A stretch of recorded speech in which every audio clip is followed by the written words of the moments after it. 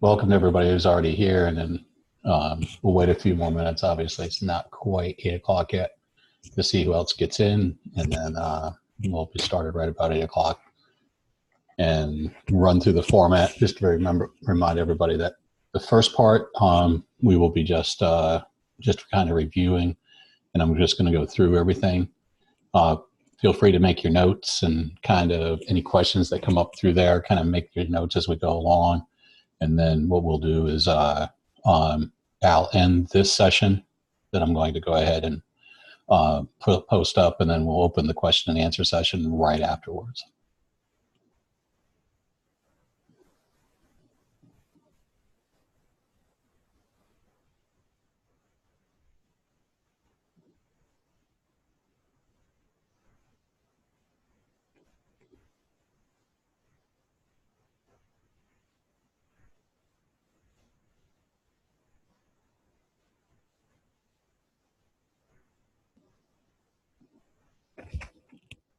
You can't hear me? Can anybody else hear me?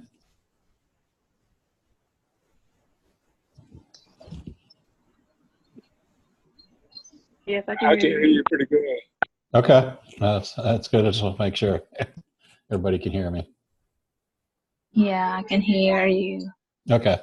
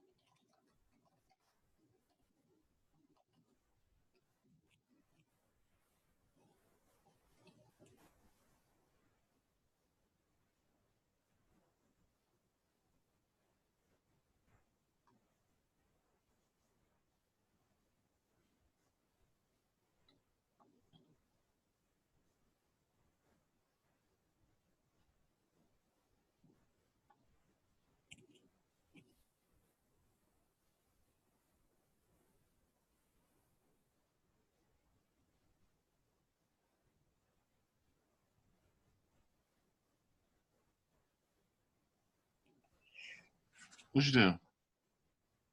I unmuted it.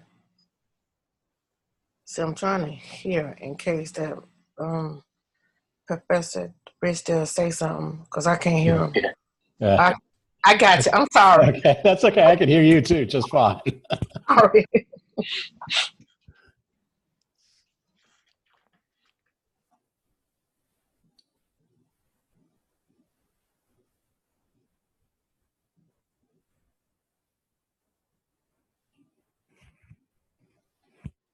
Okay, looks like we've got about 10, 11 of you guys in here. So I'll go ahead and kind of get started, and if we get a few more join in, that'll be great. And we may have a couple join in after we get into the question and answer session. So as we're going forward here, kind of the situation, I put this together so that way everybody has an opportunity to take a look at kind of the way the course is designed and the way the course should be taken a look at. So kind of what I'm going to do in the first half of the course here, or the first half of this evening in the next 25 minutes or so, I'm going to kind of review the format of the class. We're going to talk a little bit about the discussions and how they're set up. This little section I call the anatomy of a case study.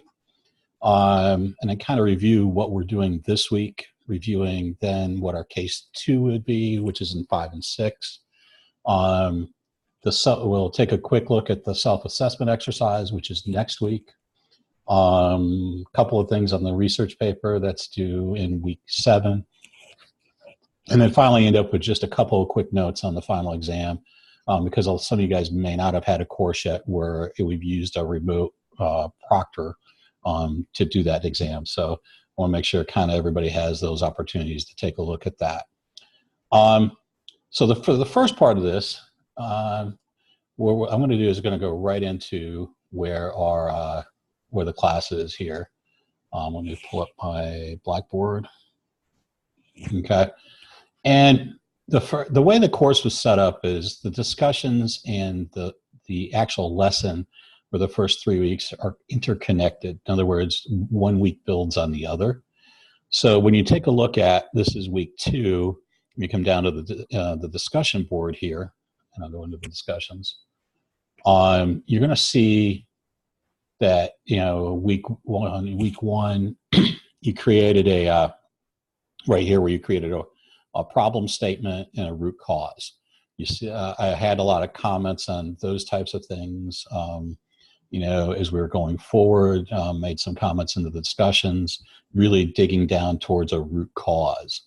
Then in week 2, we asked basically looking for SMART goals.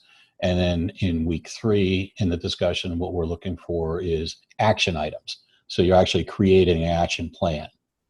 Now, after week 4, after this week, that ends the things that are all together. In weeks 4, 5, and 6, which are our last discussion weeks, those are standalone. So, for instance, in week 4, we're looking for, you're going to create a problem statement, but it's going to be using the assessments and as well as the videos and the other information that I put forth there for you to review. You're going to review that information, and then you're going to take a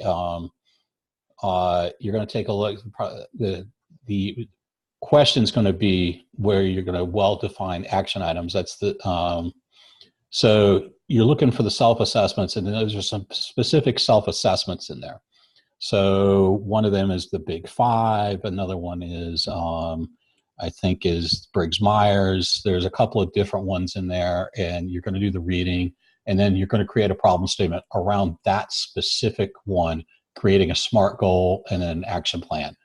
And it's going to be basically the same for each week, but we're doing a different assessment in each discussion. So it doesn't necessarily relate back to the first one unless you want it to.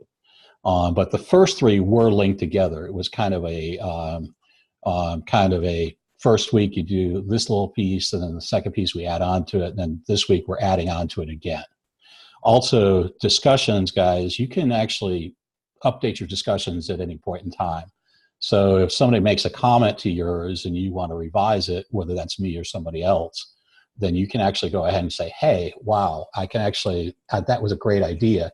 Let me see why, let me add that to my problem statement, or let me rework that based on that feedback. You can do that throughout the week and just repost it. It's not a problem. So those things can be done all the time. The rest of these are kind of based on individual research. A couple of things just in general that before I move on to the case study, that I'm going to mention is some general things that we've been talking about that have been kind of everybody makes. And that's kind of the mistake of you're using the incorrect words. I'm guilty of this as well, okay, where you're looking at, you're reading through the document, and it's something that spell check, it's a correctly spelled word, but it's the wrong word for the context. So I encourage everybody to kind of take that one last look before you post it, whether it's the discussions or the other papers, just to kind of take a look at that and kind of read through it. I used to have my son and my wife read through them just to make sure that to catch any of those kind of little words that, oh, by the way, it should, the word in there was how, which is a correctly spelled word, but I meant to say who. That's a really common problem that we find with everybody. The other thing is taking a look and encouraging the APA formatting. I'm not overly tough on that. It's got to kind of look at, as long as it looks like generally correct. I'm not looking to see if you have a comma out of place or you have a period in the wrong place or something along those in your references. But be sure that you do have the correct format. It's got the name of the article in it, the name of the journal you pulled it from, the dates, and those types of things, because you're going to want to build on that. The other thing I will say, guys, perfect scores are hard to come by. Everybody will come close. but you'll find anybody who's had class with me before that I don't necessarily give a perfect score in the discussion. I might give 49.5 out of 50, and that's pretty good because we're not perfect. None of us are perfect. Okay, so I'm going to end the discussion on that board, and if you guys have questions on that afterwards, we'll definitely revisit it. But I'm just going to go ahead and kind of move forward. The next part of this is kind of it's what I call the anatomy of it's called the anatomy of a case study. What we've been doing the last 3 weeks here is creating an individual case study. Okay. I know it's been a little, the last couple of weeks have been kind of in that discussion aspect of it, but that's what we're kind of doing piece by piece. And a lot of people have asked me to kind of put out there, well, wow, this is a big put out an example of it. It's a little difficult because in a case study, even in the formal setting, there's not necessarily a set format. There is a methodology to it, kind of like as you're looking here, as I've said, it's really composed of 3 parts, every single one of them. Okay. The first one's going to be a summary of each of the items in the case. Okay. So all your details, what's the who, what, where, when, why of what's going on. And those are some of the things that you throw in there of, this happened and this happened, and this is kind of where I'm thinking. And you're doing your analysis of the business in that aspect. Okay. Kind of giving us the good summary. You want to paint a picture for that person. Okay. In those couple of pages of what the problem is and identify the problem and the causes of the problem. So you got to dig deeper than just the problem. A couple of, for instance, in a couple of the examples, it's a theft case. Okay. They stole money. Okay. But in essence, did the theft occur because the theft is the problem? Okay. But the cause might be, we don't have enough controls to control that in place to control that cash. That's what we call a root problem. Or there might be a root problem, might be an individual root problem where they just are so desperate for money that they had to resort to that. And then that's a different aspect of it. If you were looking at this, you look at case studies. I always tell people to look at case studies as this: you're a consultant. You're paid to walk in there, think about every little aspect that's there.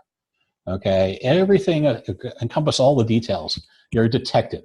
You're going to, in this case, we're doing it through paper, but if you were doing this in real, you'd go in and you'd start asking questions. You'd start looking at information and data and all those that type of information, and then formulating kind of a scenario of what's going on. That's what you're doing in the first part of this. The second part of this is then you're going to go out and take a look at what other people have done. That's the research, which is kind of what the part B or the part 2 of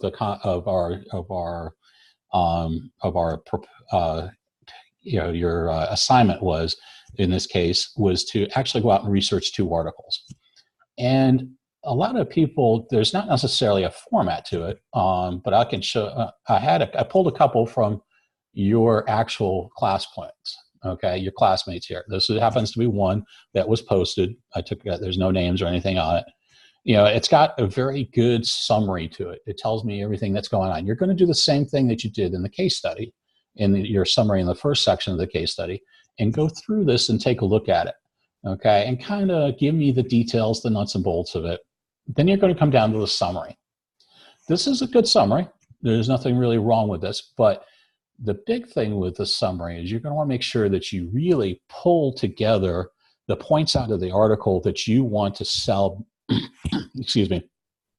You want me to sell that? You're selling me on that. This article fits my case because. So in that summary section here, what you're really looking for is all the things up in here that say, okay, this really addresses the same problem in my case. Some of those things that are recommending, typically when you do research, in this case for me, and this is my typical what I look for, is going to be a couple of cases outside of the industry. I'm looking for 1 or 2 in the industry. Okay. and 1 to 2 that are in the same industry or similar industry of what you're looking at. And then a couple that really hone in on actually what your problem is or your root cause is. And now I know we talked about trying to get recent within the last couple of years, but I did have a classmate email me the other day and say, okay, I have this really fantastic article that's 5 years old. But it fits my case so perfectly that I really want to use it. That's fine, because it speaks to your case directly. Okay, if it speaks that well to your case and it really substantiates your case, 5 years is acceptable. I'm not really going to be too keen on anything. You want to get as recent as possible because that's really the current research and what the current thinking is. But anything in academic research pretty much is good under 10 years. Some institutions will say 5, but in the 5 to 10 year range, if you've got a fantastic article that really substantiates what you're doing, I'd say pull that in and use it, because that's gonna what you're trying to do in the research section of a case study is formulate ideas and also build a basis for you to be able to go in and actually create that what your action plan is going to be, which is part 3. If you looked at here, where we talked about here, which is part 3, and it's going to be your action plan, SMART goals, method, actually action items of the way you can create that you're recommending that they go forward with to address those problems. A couple of things in the cases that I would say that I was finding was that, you really, really need to dig deep. Like I used the example of the theft problem earlier. Okay. Yeah. You got to go beyond the fact that there was a theft that happening, and it happened to a couple of different places. Okay, I have you had a theft problem. A couple of cases worked on, a person had, one of the cases was that somebody had a drug problem or an alcohol problem. Okay. You have to dig into what the root cause of that is and what the cause of the situation that they actually end up being hired. Look at all the details, look at everything that you're doing, and then pull it all together. Now, this was a sample format that we used that I just showed you in the article, but here's a different one from somebody else's posting where it's a little bit, I pulled it out because it's a little different than the format that we used, but it's still acceptable. They identified the problem, okay? They identified the subsequent secondary issues, okay? And what those secondary issues are, and kind of explain those, okay? And then they went down, and this is how they did their article summaries. Again, perfectly okay, because there isn't necessarily a good a standardized format for a case study. Now this here, not only a recommendation here, would have been moved all the references to the end because it's one gigantic paper. Like for this week, you're going to add on to what you guys had last week, which is the stuff that I evaluated and sent back to you. Okay, so you're going to combine your articles and your summary together with 2 more articles in the remainder of the information that we're asking for this week in that part 3 of the survey, which is doing an action plan, okay, which is addressing your root causes. Now, I do have, to give you kind of an idea of what that you can be looking at in the case study realm, and I will post these up, even though so you guys may not be able to see these all in perfectly here. But this is kind of one format. This is a pretty extensive one on CSR initiatives in a firm in India. Okay, there was an introduction. Okay, then there's a theoretical background to it, kind of what the background was. The literature review, which is like what we're doing is the research. Okay. And then it broke down the research into different organizations. There was a methodology there, some graphs and those types of things. And then at the end here is where they had put in some action plans. Okay. Now, the other one we had here, back here. Okay. Is right here. Again, a little bit different. Okay. An introduction section, a case study, and then it broke everything out by each individual problem as they were addressing it. the role of the vice president. This one happened to be being dealt with roles and challenges during the organization. So it was identifying roles and issues and what those issues and challenges were, and then creating an action plan towards the end of it. So there's not really a standardized, wow, this is going to be a great case study. So it could be, any of those will work, okay? So it could be one of those things that could actually definitely, it could be working very well. Now, so what you're going to actually do in this case study is you're going to pull these all together this week and submit that as one complete case study. So it's all together. It's all one document. Because in week 5, and I'll skip down to here, okay? In week 5 here, as soon as I get to change here. Okay, so in week 5, you're going to come down to week 5. And we're going to our second case study. Okay, so in week 5, you will have a discussion, okay? And then you're going to have this case study. So next week, you'll be hearing from me where I'm going to ask you to choose as a team which one of these cases you're going to want to do.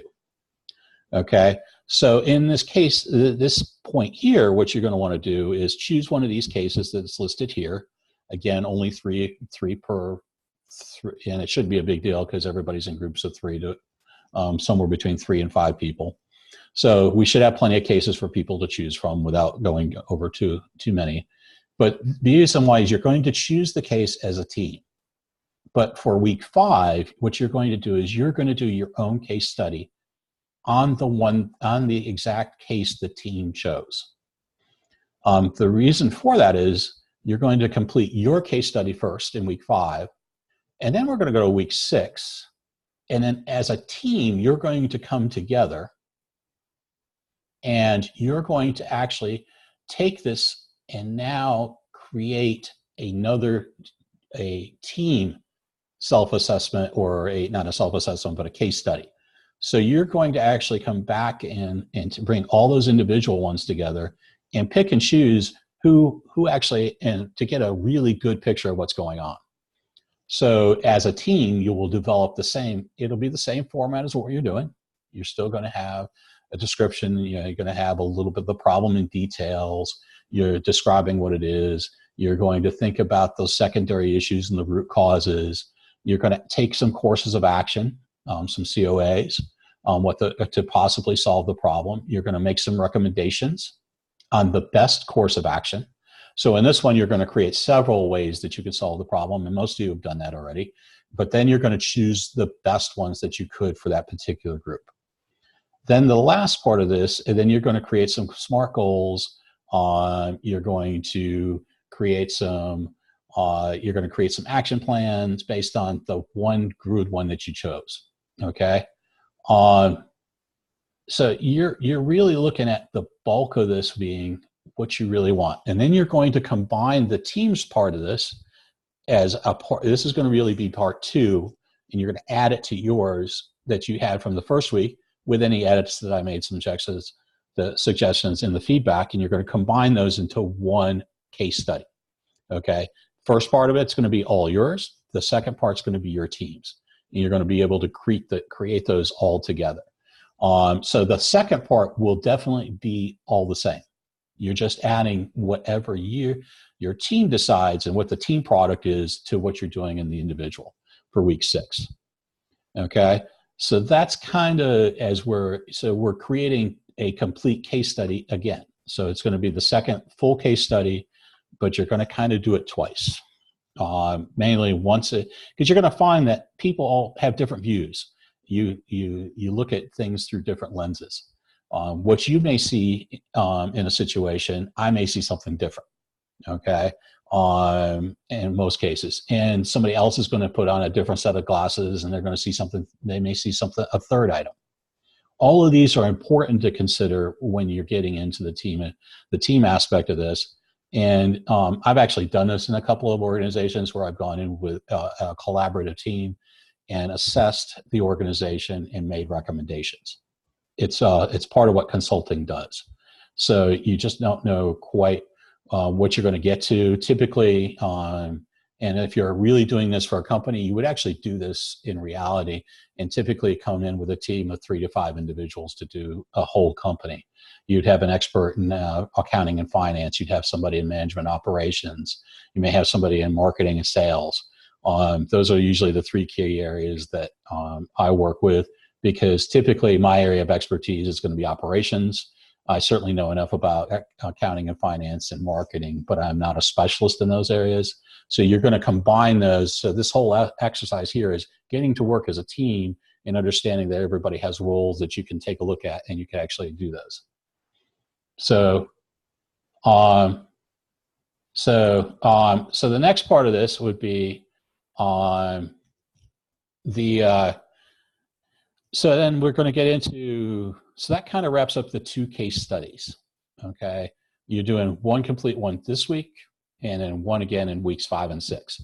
So I would start working, because next week, realistically, the assignment's fairly easy. It's designed that way. So you guys can get a week together to kind of decide which case you want to do as a group. And then you can start tackling it a little bit more and thinking about how you're going to do the team part of the project. Okay. Now in week 4, we have here a self-assessment exercise. Okay. Which is basically, you're going to have this particular one here has a list of, this is where you have a big 5 and then a multiple intelligence test. Okay, the multiple intelligence test is actually this file here. You click it up, you answer the questions, and it'll give you a self-assessment. And then you'll take basically the big 5 test, with big 5 personality test, and then you're going to basically assess what your personality is, okay, and how you think about things.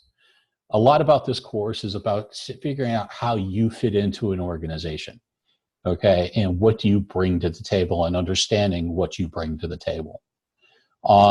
So you're going to basically, it's a very short one. Basically, it's about basically you're looking at a 4-page at the most, 4 to 5 pages at the most. You're going to complete the big 5 personality test. You're going to want to cut and paste the results into an appendix at the end of your document. You're going to complete the Excel file and return that, and you can do that either as a printout inside like an appendix, or you can actually, that one I will take separately. So you can upload it as a separate document if you want to.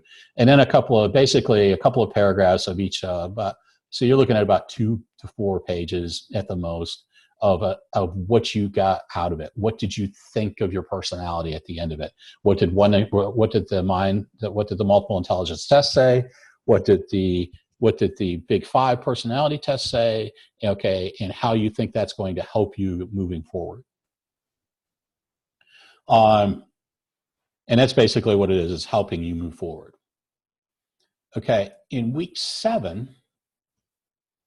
as soon as my page changes here, in week 7, okay, you'll be doing a research paper. This is the big kahuna of the course, okay?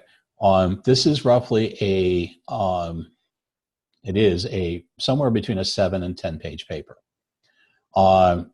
Basically, you're doing a lot of reading. There's a lot of organizational behavior, or OB, has this huge dynamic encompassing aspect of it.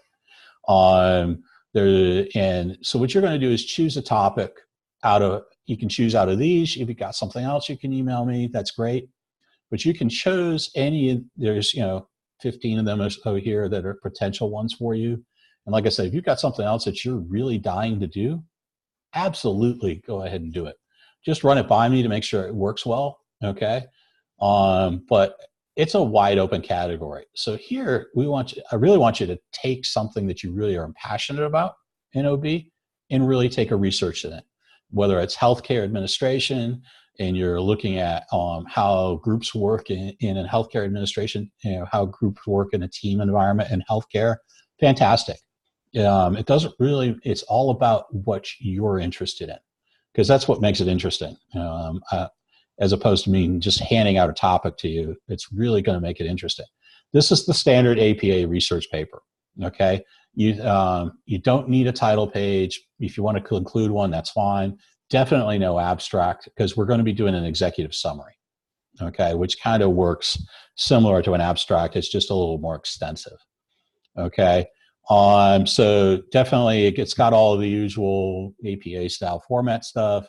Okay, basically you're going to have here, this is kind of the format you're going to follow. Okay, and these aren't really pages, but they're really more sections.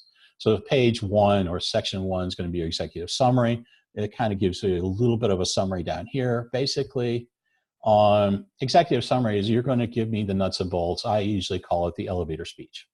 Okay, which means it's a 1-page document, and you're going to, if I were to read this, if I were a consultant or something, or you're a supervisor, that's what you're going to give me to get my attention that this is going to be a great idea. So you're going to sell me that idea in basically a 1 to 2 page at the most document. Because let's face it, what happens? You're going to lose, okay, interest at much more than 2 pages. You want them to read the rest of it.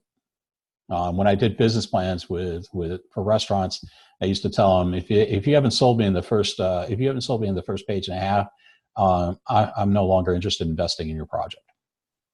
Okay, so then the next section here, you're going to give me a little bit of background on your topic, why you like it, why it's important to you, and then you're going to give me some research.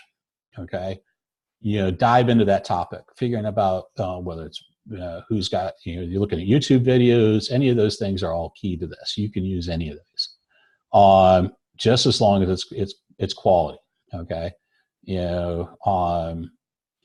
then you're going to basically summarize your findings and the rest of that, reinforce that, and then you're going to have some information at the end for your APA formatting. Okay, the executive summary here, it basically is the purpose, a little bit about what your research is and what you'd like to do in the research in the longer class. You can, but basically, ultimately, the executive summary is you're selling me what you're going to be doing your paper on. That's just the way to look at it. Then the last thing I've got really to cover here is in week 8, is the final exam.